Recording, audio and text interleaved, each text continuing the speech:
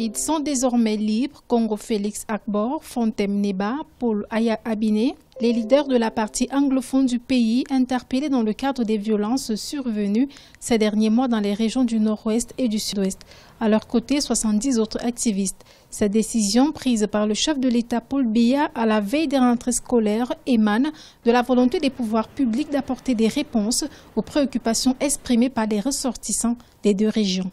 Le chef de l'État a estimé que dans le cadre de la poursuite, donc de la recherche d'une paix, négocier d'une solution à cette crise, procéder à leur élargissement devait donc participer de cette recherche. C'est donc pour cette raison que le président de la République a instruit donc les services compétents de procéder donc à leur élargissement. Cette décision pour le moins inattendue est considérée chez certains leaders de l'opposition comme étant une porte de sortie de cette crise anglophone qui dure déjà 8 mois. Nous célébrons que ces personnes soient libérées, mais que nous sommes encore très vigilants et notamment que nous estimons que c'est une étape et que le gouvernement doit continuer, démilitariser la zone et restaurer le dialogue pour que le problème dans le fond puisse être traité.